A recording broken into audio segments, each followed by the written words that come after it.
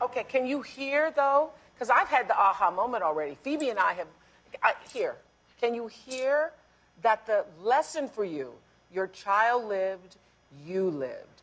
You get another chance. Second chance. You get another Second chance. Yes. The reason you deserve it is because you have it. Right. That is Amy Baumgartner and her husband Matt here. Amy, that moment for you on the Oprah Winfrey show was a game changer. That was a pivotal moment in your life, or one of many, I should say. It was. I mean, one of the things, I mean, what does guilt serve? And guilt, I was holding on to that because I was trying to erase my poor behavior and my poor decisions. And guilt, the accident happened, it was over. The drinking happened. So the guilt was the only thing that I could tangibly hold on to and protect and say, okay, I'm gonna punish myself. And this is the other best way I can do that is to be guilty and feel guilty. And I often say, you know, living sober is the best amends that I can possibly give my daughter Madison, my husband, my brand new baby Hadley, and just the people around me that I affected and injured along my path of drinking. So, but the guilt, Gavin, don't forget Gavin. Guilt served no purpose for me. So being on the Oprah show and having, you know, Oprah say that to me, I was like, okay, maybe it is, I am allowed to now believe that I can move forward and I can truly let go. You know, God gave me this lesson for a reason. And sometimes we don't understand why we must go through the things that we do. But if I can learn from them and then share my experience, strength, and hope with others and encourage them, then it makes it worth it. And so, Matt, if this is Amy's lesson and Amy's moment, what's the lesson for you? I mean, how did you go from that moment in the ER with an severely injured daughter, injured wife, realizing she's an alcoholic, taking all this in? I mean, how do you come to the point of forgiveness, and what's the lesson for you? Well, obviously it took a while. Yeah. Even after even after we realized Madison was going to be okay after her recovery, and when Amy came back into the house after rehab, it was still very cold for a while. You know, we talk about in our book, you know, I had in the past, I had already gone to a lawyer. I mean, I had everything set. She was basically just, we had all, you know, she had gotten all the information. All she was waiting for me to do was make the call and say, this is it. And for some reason, you know, a day went by, the next day went by, and I never made that call.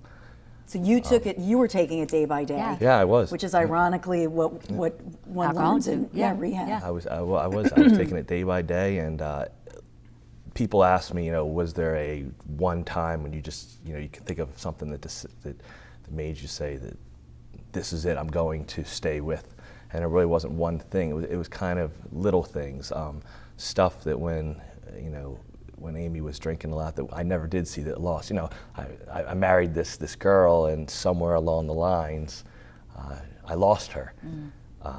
And she was, you know, and during this 2.5, 3 years of the drinking, little things like, you know, not seeing her wrestle with the kids on the floor and tickle them and things like that on the floor.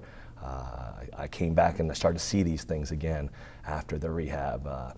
You know, before, you know, during the drinking, it was either Amy was up in her bed in the room, and the kids didn't really see their mom much. You know, she was usually either, you know, recovering or getting ready to use again. So I would see those things, you know, little things, cooking dinner, you know, going to sporting events, you know, to see my son play baseball or whatever. There was a time when it was, well, you take him, you're the dad, you do the Little League games, and mom would just stay home. So those little things are a series of things that kind of slowly. And it's not a choice. Yeah, slowly. And you realize that also alcoholism is a disease, and Right. that in fact you had it in your family. And Yes. that's another thing I talk about, that I was so full of just anger, and I thought, I used to think that, you know, why doesn't she just stop drinking? Right. She's choosing alcohol over me. She's choosing alcohol over our kids. You know, what a terrible person. You're a terrible mother for doing that. And I would say these things to her, you know, which obviously wasn't not what an alcoholic wants to hear. So she's drinking, I come home, you know, I'm screaming at her to stop. You know, I'm taking the kids, I'm leaving. So it's like a vicious cycle Yeah, so now almost. I've screamed at her, I've called her terrible, you're a terrible mom, you're a waste, you're a loser, with my frustrations because she won't stop drinking. I'm not realizing that it's a disease at the time, I'm thinking she's choosing this. Right. So that's infuriating me more. And then when I say I'm leaving because I can't stand to be around you, so now I've just left an alcoholic with angry, upset, have been ridiculed, and now I just took off. Right. To go. So what do you think an alcoholic's going to do at that time? Grab a drink. So it was a vicious cycle. I've come to realize, I guess the big thing is you know, alcoholism is a disease. Right. She didn't choose, she wasn't choosing alcohol over me or over the kids willingly.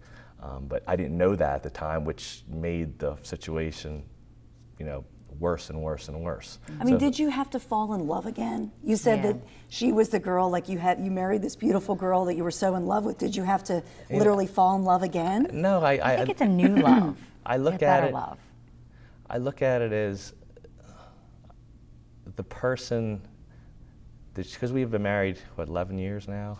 Right, around 11, 12 years. This was not the whole time. This was something that, you know, 7 years through our Right. marriage, it was fine. Then it was this 2 to 3 year chunk of time. I usually like to tell myself that, you know, that really wasn't my wife, that the alcohol changed her. So it was just kind of, she was gone for 3 years, like on a long vacation possibly. Yeah. So I guess I had to fall in love with her again. I was always in love with the person who she was before that, and now she is again. And that's, I guess, how I deal with it. That really doesn't count that time, I And guess. Amy, I guess I just have to ask you though, why do this to yourself? Why write books? Why write for Control Your Life magazine? Why is this torture in a way to you? Because people not. might judge you, or people. I mean, why not just forget about it and never talk about it again? Well, people are going to judge. People are going to have their opinions, and that is what it is. I do absolutely feel like I've been called to action, and I feel like that there needs to be an awareness. I mean, there's an awareness day for every other infliction underneath the sun, you know? Right. So why can't we talk about problem drinking, and why can't we talk about things that happen behind closed doors?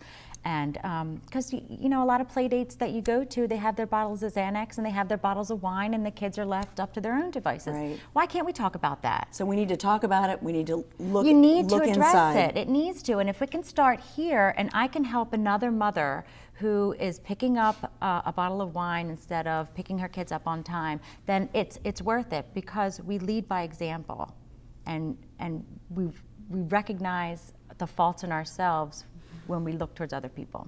All right, we're going to talk about the healing and how Amy can help you when we come right back.